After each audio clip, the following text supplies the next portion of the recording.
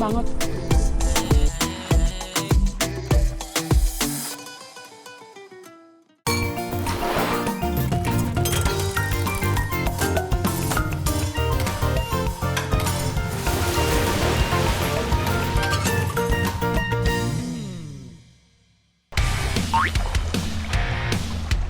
Assalamualaikum Sadayana. Kali ini emak mau nyari ikan pakai perangkap. Ada 2 model perangkap yang emak pakai. Yang bentuknya kotak namanya pintur. Biasanya dipakai untuk nangkep kepiting. Nah, yang hijau bulat disebutnya perangkap payung. Biasa dipakai untuk nangkep udang. Tapi dua-duanya bisa buat nangkap ikan juga kok. Total ada 12 buah perangkap yang bakal emak tebar untuk nangkep ikan sama Adani di muara sungai. Untuk umpannya emak gunakan dedek dicampur telur dan terasi. Nah, perangkap ini cara kerjanya cukup sederhana. Kita sangkutkan umpannya di dalam perangkap untuk memancing ikan masuk ke dalam. Ketika ikan sudah terperangkap masuk, keluarnya akan sangat sulit. Bismillahirrahmanirrahim. Mudah-mudahan besok ada hasil. Lihat tuh, Adani sampai ke tengah-tengah. Ternyata air rawannya dalam juga Sadayana.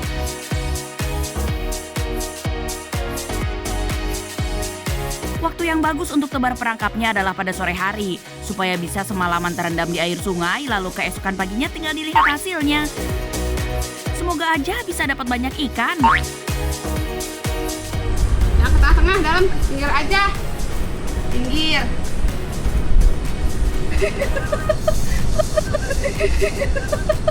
Dia digigitan nyamuk. Nah, sekarang sudah pagi nih. Emak langsung aja bergegas menyusuri muara sungai untuk melihat perangkapnya. Kira-kira dapat banyak nggak ya ikannya? Coba kita lihat isi perangkapnya. Moga ikan-ikannya pada kepancing ya. Olah dong. Tuh ada udang tuh 2. Ternyata perangkap pertama hasilnya masih belum sesuai harapan Sadayana. Tidak ada ikan yang kepancing masuk perangkap. Coba kita lihat perangkap lainnya gimana. Lumayan ini mah udangnya agak gede-gede. Ternyata zong juga Sadayana. Sepertinya belum rezeki buat dapat ikan hari ini. Soalnya hampir semua perangkap yang kita tebar betul-betul nggak berhasil ngejaring ikan. Di dalam sarangnya susuh lagi. Lumayan itu dipasak enak. Susuh itu sejenis tutut atau siput yang banyak ditemukan di air tawar. Kali ini emak nggak pingin ngolah susu buat masak. Lihat tuh, yang ini juga sepi dari ikan Sadayana. Tangkapan kita hari ini tuh cuma segini. Tapi ini mau dimasak apa ya? Cuma sedikit kayak gini. Tuh, gimana? Nah, kita cari aja. Saya lagi? Tanggung cuma segitu mah tanggung lah. Tuh udah diberesin tuh. Saya lagi? Masang Cari lagi gitu lagi. maksudnya? Iya. Di mana? Ya nanti carilah Di rawa? di tempat-tempat yang kira-kira ada. Di rawa bagus nggak di rawa ya? Bagus. Ayo tuh lihat yuk. Kumpulin nih ya. Kamu punya wadah nggak? Nggak ada. Tapi nggak kayak gini terus. Nih Pakai kameramen. kerudung, pakai kerudung aja. Titip ya. Jangan sampai mereka ke air lagi pergi. Titip. Oke lah kalau begitu, emak bakal cari tempat lain untuk berburu. Gagal di sini belum tentu gagal di sana. Ayo semangat, ayo! Emak dan Adani masih belum menyerah. Sekarang emak mau cari di sungai irigasi sawah. Emak dan Adani bakal coba lagi nebar perangkapnya. Meski sungainya lebih kecil dari yang sebelumnya, tapi belum tentu hasil tangkapannya kecil. Yuk semangat, semangat! Mudah-mudahan kali ini berhasil.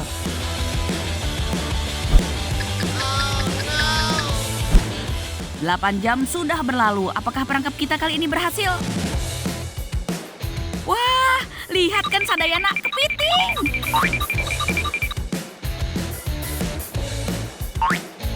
Di setiap perangkap yang kita tebar semuanya terisi kepiting.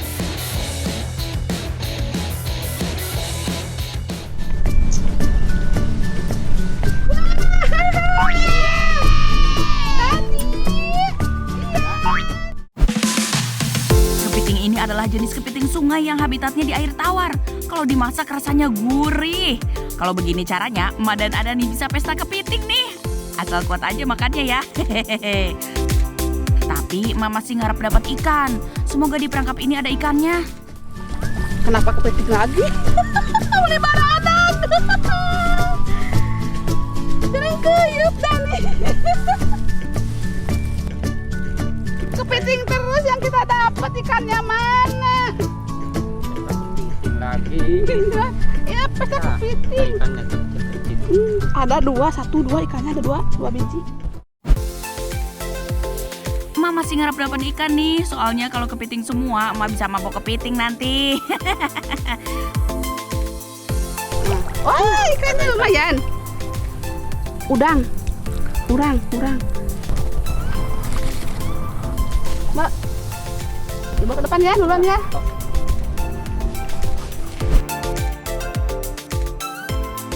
Meski ikannya nggak banyak yang kita dapat, tapi adalah 1-2 yang nyangkut di perangkap emak.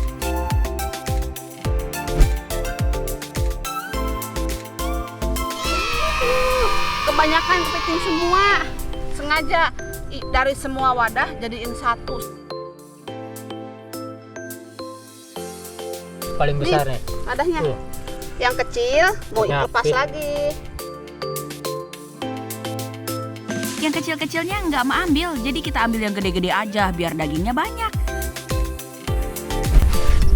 Nah, yang besarnya.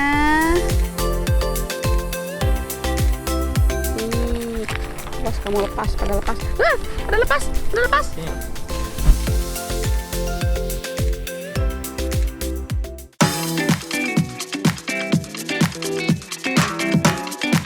Oke, sekarang waktunya kita masak. Udang dan kepiting sudah dicuci bersih ya. Oh iya, hari ini emak mau bikin pelas. Nah, ini bumbu-bumbunya udah siapin, sangat sederhana sekali. Ada cabai rawit, bawang putih, bawang merah, kencur sama gula. Dan ini garam, udah di dalam cowet ya. Nah, ampas muda dari kelapa muda ya. Jadi jangan terlalu tua. Ini masih muda. Khusus untuk pelas. Satu lagi ini serai buat wangi-wanginya nanti. Ya, yang khas dari pelas adalah kelapa parutnya. Ingat, harus yang dari daging kelapa muda ya, biar halus dan gurih. Setelah itu kita tumbuk kepitingnya sampai halus. Jangan lupa dibuang kaki kepitingnya.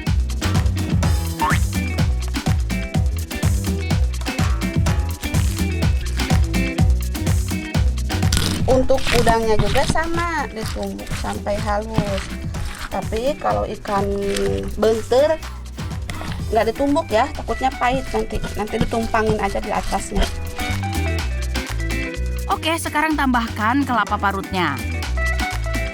Tapi ini nggak semua, dibagi dua. Daun bawang. Sekarang aduk-aduk sampai rata. Kasih bumbu penyedap sedikit. Nah, tinggal kasih daun kemangi biar wangi, biar segar. Sebelum dibungkus, emak mau kasih daun salam, daun serai, lalu tomat yang sudah diiris. Belum jadi aja, emak udah kebayang enaknya nih. Setelah itu kukus selama 30 menit.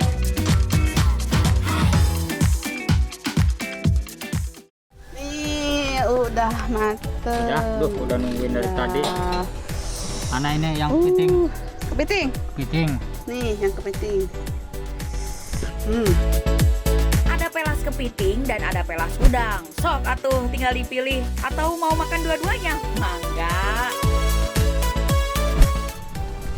Nah, sekarang mau nyicipin, mau makan. Selamat makan. Makan. Berdoa dulu tapi ya, jangan lupa. Siap. Makan berdoa. Udah dicuri katakan belum? Udah. Bismillahirrahmanirrahim. Nyicipin dulu pelas udang. Pelas kepiting keyap. Enak.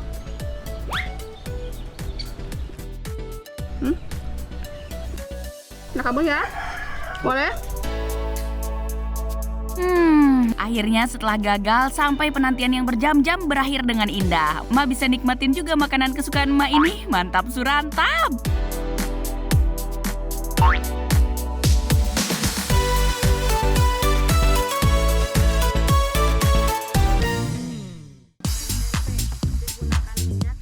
Sadayana, minyak goreng teh masih mahal aja ya.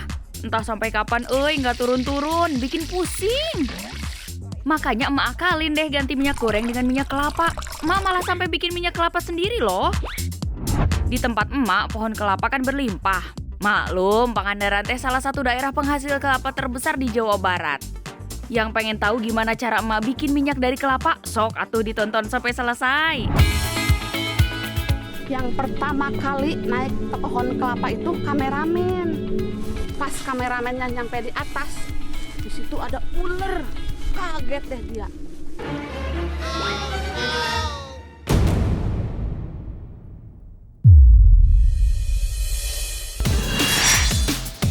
Duh, kasihan banget ya si kameramen emak. Sampai di atas udah keduluan sama ular weling. Ih, serem. Ular weling mah emang nggak agresif, tapi punya bisa yang mematikan. Kalau dia merasa terancam langsung kita bisa digigit. Makanya si kameramen teh langsung turun. Kasihan banget tadi. Yakin dia spontan. Rewas. Kalau bahasa Sunda mah. Untungnya langsung manjat pohon kelapa yang lain. Dan sekarang 8 butir kelapa tua sudah emak dapatkan. Untungnya emak dapat bala bantuan dari si bapak. Sekarang kupas kelapanya. Oh iya, untuk bikin minyak kelapa, pilih kelapa yang sudah tua banget. Yang kulitnya sampai coklat kering begini. Kalau sudah dikupas, diambil dagingnya. Daging kelapanya terus diparut. Emak masih pakai parutan jadul, euy. Tadi gunakan 8 butir kelapa yang udah tua. Soalnya kalau yang tua itu banyak sekali santannya dan lebih bagus. Kan ibu lagi parut. Lanjut deh, emak ambil santannya. Sebelumnya tuangin dikit air matang ya. Tuh, kalau santan dari kelapa tua mah banyak santannya. Oh iya, Sadayana wajib tahu nih bedanya minyak goreng dengan minyak kelapa. Minyak goreng mah dibikin dari biji kelapa sawit. Warna minyaknya juga beda atuh. Kalau minyak goreng mah kuning keemasan. Kalau minyak kelapa biasanya berwarna kuning pucat sampai putih bening. Sekarang saring santannya, biar kotorannya tertinggal di saringan. Santannya kental banget nih. Pokoknya mah kalau mau bikin minyak kelapa yang jernih, santannya harus kental. Santannya udah siap. Sekarang kita masuk ke proses selanjutnya. Santannya kita hangatkan, tapi jangan sampai mendidih. Membuat minyak goreng ini harus banyak-banyak bersabar ya, soalnya membutuhkan waktu berjam-jam loh. Nah, kalau santannya udah mengambang kayak gini, sekarang kita tinggal angkat. Kita pisahkan santannya. Santannya seperti ini. Ini santannya yang paling atas ya. Kalau yang paling bawah itu air. Tuh kan, kental banget. Sadayana, yang akan diproses menjadi minyak teh santannya atuh, bukan airnya. Bikin sendiri minyak goreng untuk menggoreng seperti ini bagi sebagian warga pedesaan merupakan salah satu cara untuk menghemat. Untuk memisahkan santannya itu ada 2 cara. Bisa direbus dan bisa didiamkan selama 2 jam. Contohnya seperti ini. Ini yang didiamkan selama 2 jam. Tuh kan, mulai mengendap. Dari bawah itu air, yang atas itu santan. Kedua cara ini bisa dicoba di rumah ya. Tapi kalau emak pribadi lebih suka cara yang direbus, soalnya lebih menghemat waktu. Namanya juga ibu-ibu ya, pasti pilih yang serba ringkas. Tapi kedua cara ini tetap menghasilkan endapan santan yang bagus kok, Sadayana. Mau ambil yang endapan santannya ya, sama pelan-pelan. Tuh, campurin, nggak apa-apa. Sekarang waktunya proses memasak santan sampai menjadi minyak. Triknya mah saat memasak santan harus sering diaduk biar nggak gosong. Lama ngaduknya lumayan sih, dapat 2 jam. Nggak apa-apa tuh demi menghemat uang belanja. Pinggirnya harus sering diaduk ya, supaya tidak mengerak. Nah, Sadayana, beginilah penampakan santannya setelah 1 jam dimasak. Tapi ini belum jadi minyak goreng ya, masih 1 jam lagi. Kalau udah jadi minyak, harus sering diaduk-aduk ya, supaya nggak gosong. Contohnya tuh, Bapak lupa, jadi agak gosong. Oh no! Tuh kan. Setelah hampir 2 jam dimasak, akan terlihat lapisan minyak kelapa menggantung di atas wajan. Itu artinya minyaknya sudah jadi. Kalau yang mengendap berwarna kecoklatan ini adalah sisa santannya. Asik, emak makin gak sabar nih sama hasil akhirnya. Nah, ini namanya galendo. Tanda minyak kelapanya udah jadi, lihat dari gelendonya. Tuh, gelendonya udah kuning, cantik banget. Galendo ini teh bisa dimakan. Malah jadi camilan khasnya warga Ciamis, Jawa Barat. Rasanya ngeunah, euy. Manis dan gurih. Emak juga doyan. Akhirnya jadi juga minyak kelapa buatan emak. Tadi pakai kira-kira 8 butir kelapa yang tua. Nah, jadi minyaknya kira-kira ada nih setengah kiloan. Banyak kan hasilnya? Minyaknya juga jernih banget. Wow. Ini minyak asli dari kelapa. Jangan kaget ya kalau minyak kelapanya ini membeku. Saat suhu ruangannya dingin, minyak kelapa akan membeku. Tapi bisa kembali mencair saat suhu tempat penyimpanannya panas. Oke, sekarang waktunya emak pakai untuk menggoreng tempe. Mau goreng tempe, tapi gunakan minyak yang tadi bikin. Tuh, jernih banget. Minyak kelapa bisa banget sebagai pilihan mengganti minyak goreng dari biji sawit. Khasiatnya pun baik untuk tubuh loh. Minyak kelapa teh bisa menurunkan kadar kolesterol jahat dan meningkatkan kadar kolesterol baik. Makanya bisa melindungi jantung dan mencegah serangan stroke. Mantap surantap, euy. Masakan sore ini.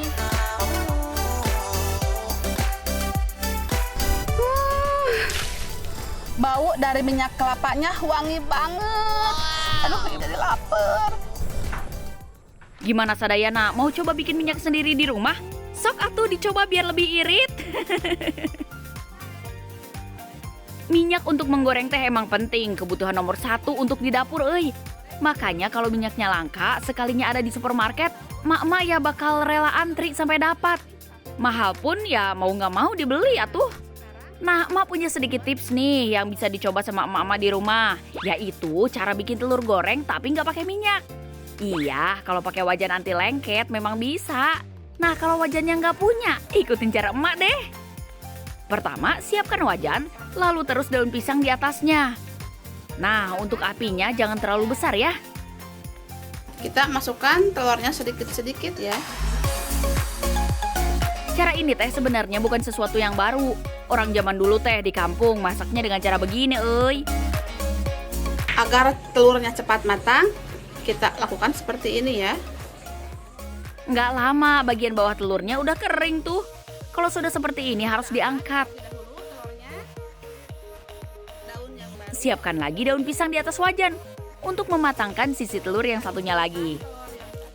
Pelan-pelan saja ya. Selain lebih sehat karena tanpa minyak, aroma daun pisang bisa menambah kelezatan telur dadar ini loh.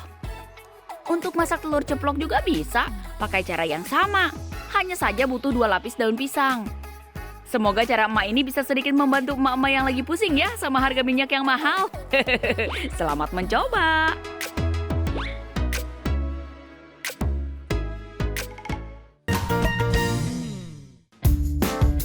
Halo Sadayana, emak tunjukin salah satu pantai cantik di Kabupaten Pangandaran, Jawa Barat. Namanya Pantai Timur Pangandaran. Cakep banget kan? Pantai Timur Pangandaran ini juga jadi spot lokasi bagi yang ingin melihat matahari terbit loh. Tapi tujuan emak bukan untuk itu ya. Nah, tujuan ke sini mau berburu conggeang. Kebetulan lagi musim-musimnya. Mau tahu nggak apa itu conggeang? Ayo. No, di sana no. Ih, kamu apa-apaan sih? Kamu nggak mau masuk? Ada yang udah tahu conggeang gak nih? Itu sebutan di kampung emak. Conggeang teh sejenis siput laut. Nah, conggeang ini yang kayak gini nih. Tuh. Pada nempel, pada ngumpul di sini, tuh banyak. Nih. Tuh. Nih.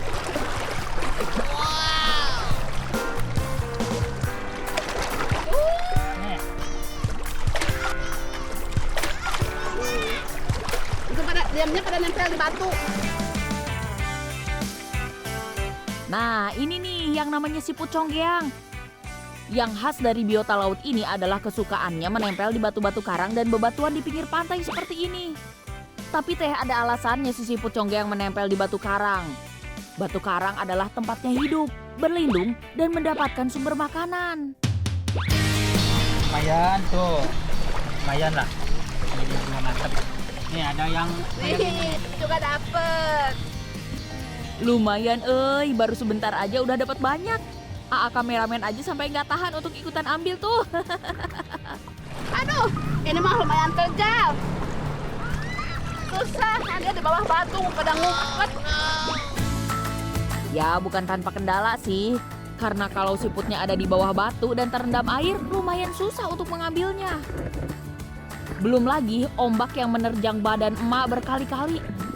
Oh iya Sadayana, nggak semua siput yang menempel di bebatuan pantai ini adalah siput conggeang loh. Biasanya conggeang itu menempel di batu-batu seperti ini. Ini juga ada yang agak mirip. Tuh, tapi ini mah nggak enak. Dicabutnya pun susah. Tuh.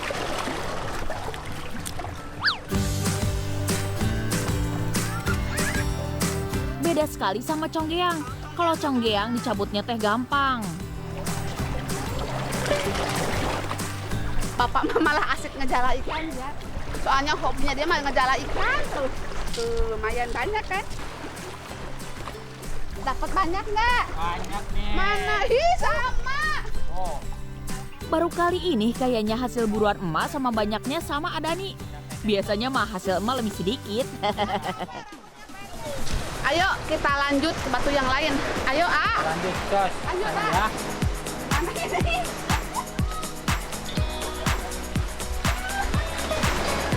Nah, biar tangkapan conggeangnya makin banyak, kita telusuri bebatuan lainnya ya.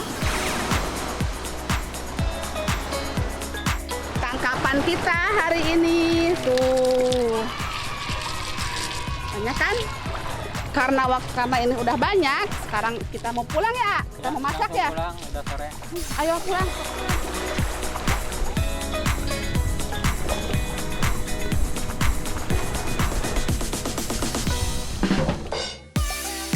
Waktunya memasak. Kali ini emak masak gampang aja, cuma direbus doang. Dan ini conggeangnya udah emak cuci bersih. Untuk bumbunya, emak cuma pakai garam sama bawang putih 3 siung yang udah dihaluskan. Nah, sekarang emak rebus heula conggeangnya. Mengonsumsi siput laut kayak gini juga baik untuk tubuh loh. Dalam siput laut terkandung banyak nutrisi dari mulai protein, asam lemak omega 3, kalsium, kalium, zat besi, hingga berbagai macam vitamin. Lihat Mas, masih ngebul-ngebul gini. Jangan Ayo. sabar ini. Makan ya. Siap. Siap. Ayo ambil. Ambil yang inilah saya mah. Tapi ini nggak nyambung makannya. Masa Nyambung gimana? ambilnya di laut, ini makannya di kebun. Jadi Nggak kurang apa-apa. nikmat, kurang nikmat. Duh, si Adani mah ada-ada aja. Nggak apa-apa atuh ya, makannya nggak di laut juga, rasanya mah tetap sama. Nah, cara makannya seperti ini, dicongkel buat ambil dagingnya. Gimana Mas? Enak. Cocok banget. Bismillahirrahmanirrahim. Seafood yang Dagingnya gurih dan lembut banget. Dicocol sama saus makin raos, Nah, selain rasanya yang enak, siput laut juga bermanfaat buat kesehatan. Bisa jaga kesehatan jantung, mengatasi anemia, hingga meningkatkan metabolisme tubuh kita loh. Perjuangan emak ngumpulin siput seharian jadi gak sia-sia deh. Besok-besok emak cari lagi jenis siput lain yang ada di tempat tinggal emak deh. Kayaknya sih masih banyak. Yang penting mah ikutin terus cerita emak ya.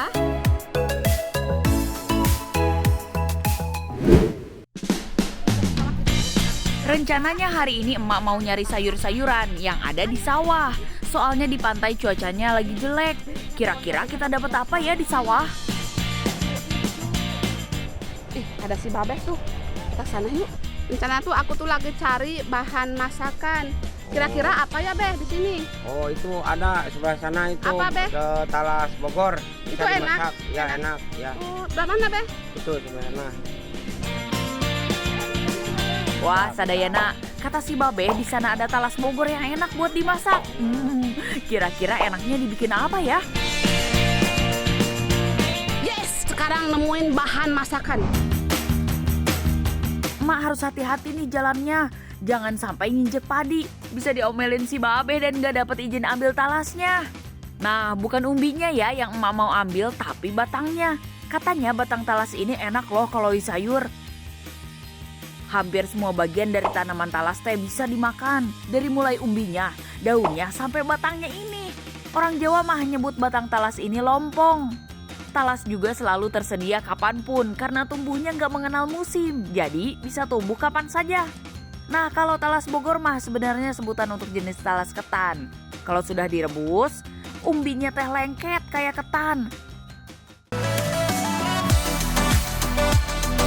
Nah, ada nama Bogor di belakangnya karena talas ini hasil seleksi Balai Penelitian Pertanian di Bogor. Lagi pula, talas memang tumbuh sangat subur di daerah Bogor. Tadi kata si Babe, satu pohon jangan diambil semua, dipilih yang besarnya saja. Wah, kayaknya udah cukup nih emang ngumpulin batang talasnya. Sekarang kita langsung aja siap-siap buat masak. Be, makasih. Ya, Nih, udah udah. dapat aku. Cukup, Rek. Udah cukup. Ya, sekalian kalau mau cabenya boleh. Ambil Oh. buat masak. Boleh, Be. Ya, boleh. Si Babe baik banget. Udah dikasih sayurnya, sekarang kasih cabenya. Ambil yang merah-merah aja. Yang merah ya, Be. Wah, si Babe baik banget nih ngasih cabenya juga, euy. Makin semangat deh masaknya. Asik, makasih Babe. Udah, kayaknya udah. Be, makasih ya. Ya, udah. Udah dikasih Ya. cabe, udah dikasih pohon talas. Makasih banget. Kalau udah matang tadi kita anterin di sini ya. Oh iya, Ya. beres, Be. Nah, Ya, ya. makasih, Be. Assalamualaikum. Waalaikumsalam. Nah, sebelum dimasak, emak pisahin dulu batang sama daun talasnya. Terus dibersihin deh kulitnya kayak gini. Tujuannya biar nanti bumbunya mudah meresap dan menghilangkan gatal dari getahnya. Oh iya, ada juga cara lain buat ngebersihin getahnya. Biasanya dengan mencampurkan garam ke batang talas yang udah dibersihkan. Terus diremas-remas atau bisa juga direndam pakai air garam.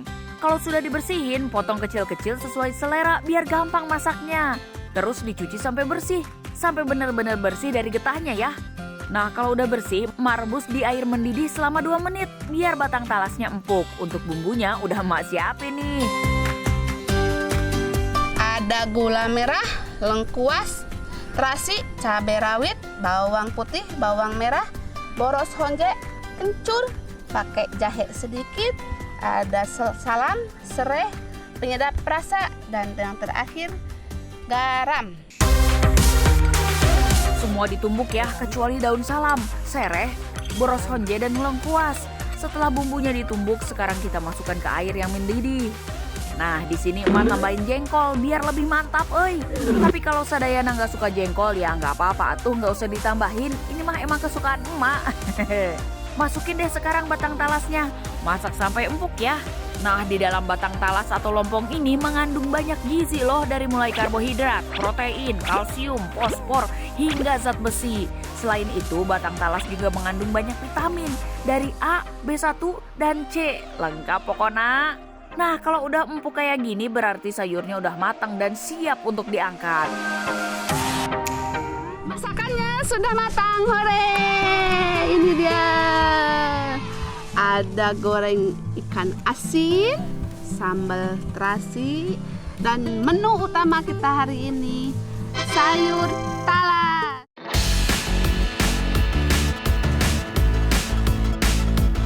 Wih, ayo siapa nih yang ngiler lihat masakan emak hari ini?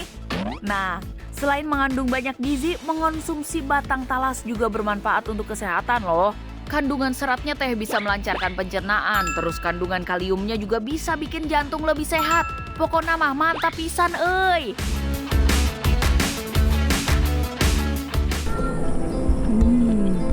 Enak banget. Pas banget sayur talas sama goreng asinnya, pas banget, cocok banget. Nah, selain dibikin sayur bening, batang talas ini juga bisa dibikin dengan bumbu gulai. Jadi dendeng sampai ke kue modern juga bisa. Pokoknya terserah selera yang makan deh. Yang pasti mah batang talas adalah masakan kampung yang bikin boros nasi. Emak aja sampai nambah lagi, raos pisan euy.